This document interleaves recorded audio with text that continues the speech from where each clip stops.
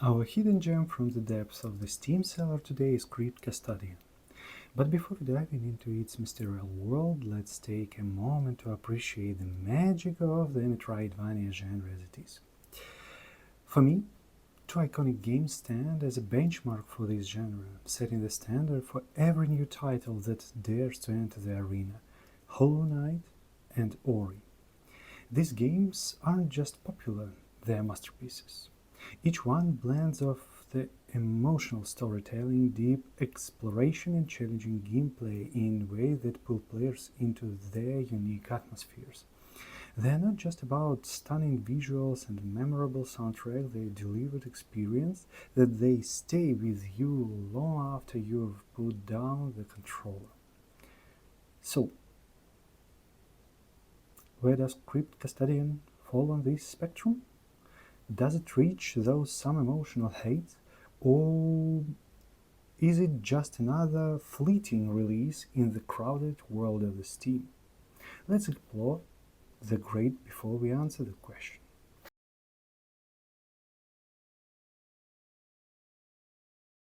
Okay, about these two iconic games. Hollow Knight was developed by Team Cherry and more than 300,000 reviews and 96% of the positive reviews. Ori and the Will of the Wisps, why not? This one I liked. Developer Mode Studios and more than 100,000 reviews with 95% of positive reviews. Statistics is impressive. And why? The answer from my point of view in details why these two have achieved players' love.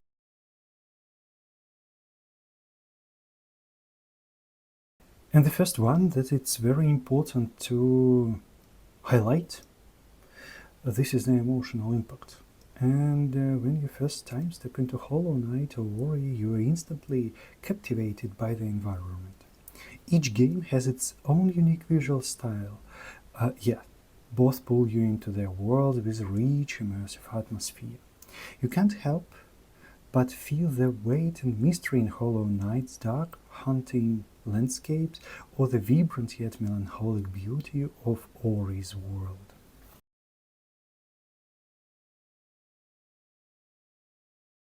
Soundtracks for sure, it's one of the coolest part of both of these games. And this is a critical layer for the emotional impact for these two.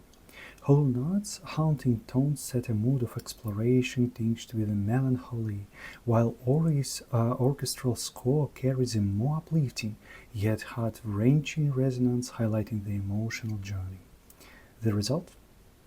Quite obvious. An experience that feels deeply personal, as if world itself is telling a story with every note. Focus on gameplay, and what's refreshing is that neither game clutters your screen with unnecessary HUD elements. With minimal interface, every ounce of your attention is drawn to the world around you, intensifying the emotional and immersive experience for sure.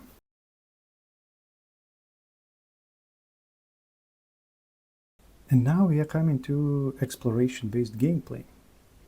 Both Hollow Knight and Ori rewards players for their curiosity and persistence. They encourage you to go off the main paths to venture into hidden areas or revisit places you've been before. And these explorations are almost always worth it, whether it's uncovering a secret ability, health upgrade, or a challenging boss encounter. Rewards for curiosity. When you find these hidden areas, it feels like the game acknowledges your curiosity and bravery. The rewards are tangible like currency, perk upgrades, or health boosts. And with each piece of the map you uncover, you feel that progression. Like you are getting stronger not only as a character, but also as a player, mastering the game's mechanics.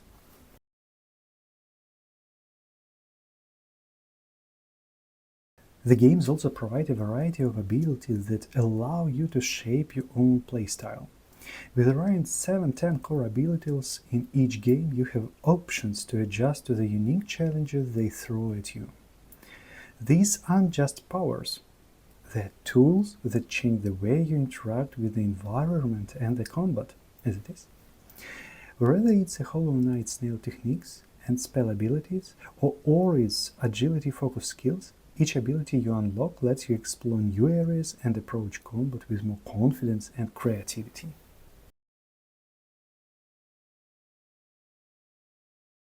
One thing that keeps players hooked in both Hollow Knights and Ori is the challenging gameplay. Platforming can be intense, and boss fights demand precise timing and strategy. Every fall, every hit you take feels fair, like the game is telling you, you can do this, just keep trying. Skill-based, and that's what's most rewarding, knowing that every failure is on you.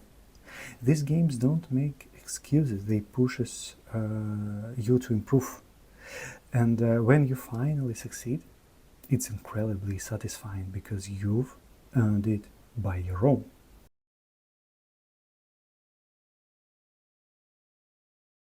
So, whether it's the emotional depth, the rewarding exploration, or the intense gameplay, both Hollow Knights and Ori stand out as masterpieces in the world of the indie games.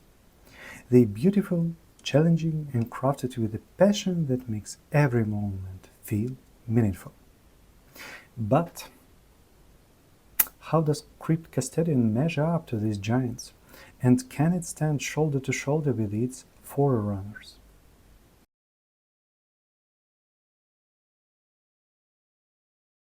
Let's start from the small overview and reach out the developers of Crypt Custodian and how they describe their gem.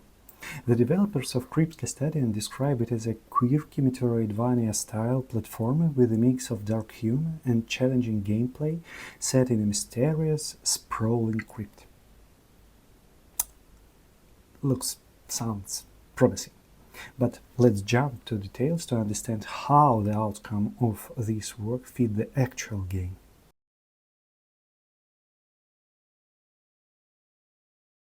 In Crypt Custodian, you step into the role of Pluto, a janitor who has found himself in an ancient crypt full of secrets and supernatural forces. The game opens with Pluto as an ordinary cat navigating the limbo after a mysterious car accident. Just minutes in, we learn Pluto's fate. He's been transported to the afterlife, where he awakens on a rocky platform in a palace-like realm now transformed into an anthropomorphic cat. A strange character informs Pluto that he is in a palace in the afterlife. Soon after, we start exploring, picking up our first and only weapon, a broom, and naturally, I couldn't resist smashing everything in sight. The palace is a functional one decoration, and we quickly meet Kendra, a guide of sorts who explains Pluto's situation. She's here to judge whether he's worthy of entering the palace or doomed to the outskirts, a decision influenced by our reckless behavior in smashing statues. Apparently, punishment awaits. While this premised the potential, I found myself less engaged with the storyline as the game went on. Dialogue with characters thought frequent, felt a bit hollow, and the narrative didn't quite capture my interest.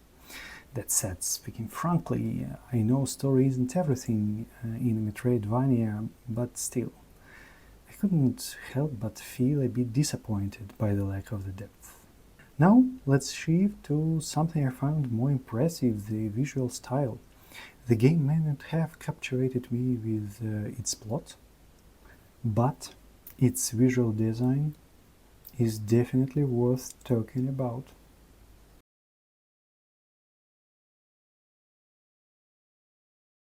The design of Crypt Custodian might be minimalistic at a first glance, but that simplicity is actually one of its strengths. The colors are vibrant and well-balanced, maintaining a consistent style throughout the game that feels unified and intentional.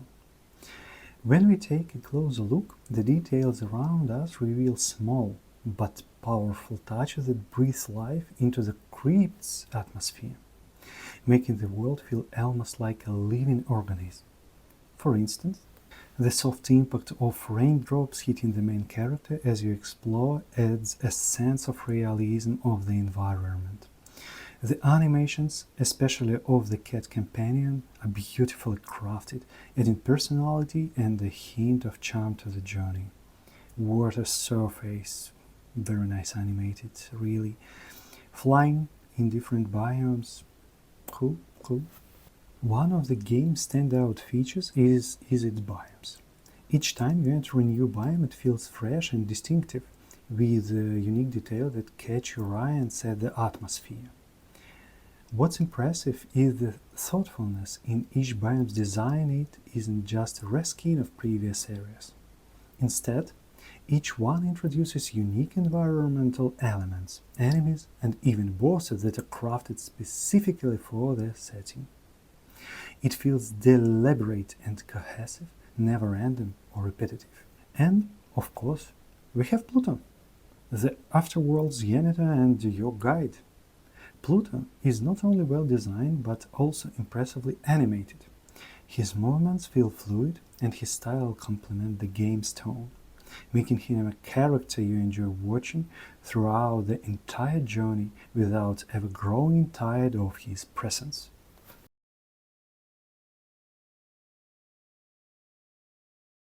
When players first step into the world of Crypt Custodian, they are immediately greeted with the classic Metroidvania experience. The journey is filled with familiar elements, following obvious paths, hitting dead ends, finding hidden shortcuts, and of course, earning new abilities that open up previously unreachable areas.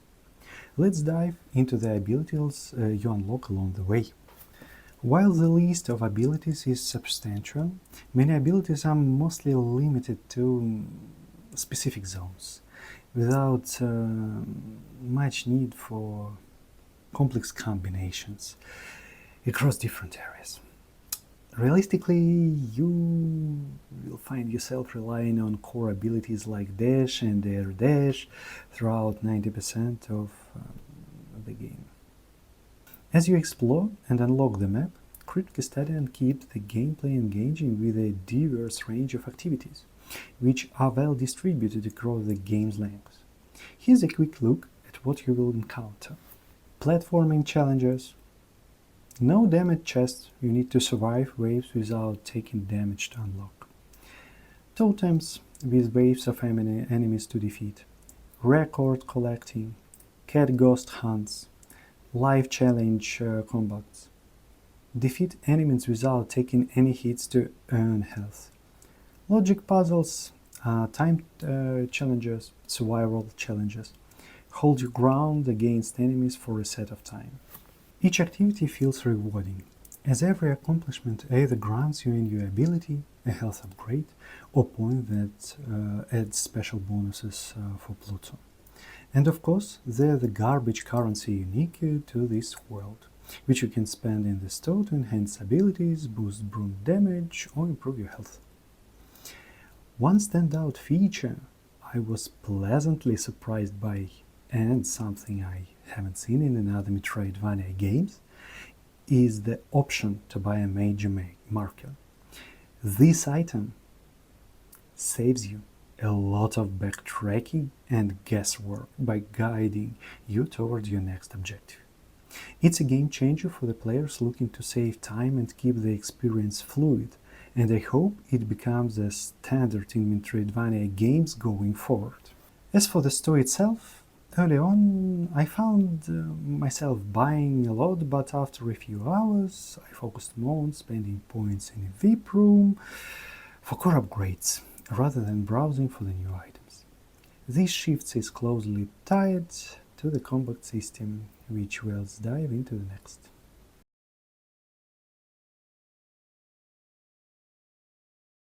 The Crypt Custodian system follows a fairly standard approach. Find an enemy, land a few hits, jump, dash, and repeat. This straightforward pattern is what you will rely on for about 95% of the game. It's clear that the developers drew inspiration from Hollow Knight's mechanics, implementing similar healing abilities, special attacks, and equipment upgrades, but here these elements don't quite reach the same level of impact. In Hollow Knight, you feel the difference that each piece of equipment makes, affecting both combat and interactions with the world in meaningful ways. In Crypt Custodian, however, I found myself changing equipment only once or twice, with little noticeable impact on my playstyle or strategy. This lack of customization and tangible effects on the gameplay is the biggest concern with the combat system from my side. Why offer these options if they don't significantly alter the experience? This is a question that I want to ask to developers. On a brighter note, one gameplay feature I found incredibly helpful was the directional arrow under Pluto. It's a simple addition, but it makes a huge difference by ensuring accuracy with every attack, especially in boss fights. This feature helps avoid missteps and keeps you locked onto the right target, which is essential for the game's more challenging encounters. Speaking of bosses, they are definite highlight. Each boss offers a unique challenge without being overly punishing. I usually needed only a few attempts per boss to succeed, with the exception of the final boss, Kendra, who took me around 10 tries to overcome. The bosses managed to feel fresh and engaging, adding a satisfying layer of variety to the combat without drifting into hardcore difficulty.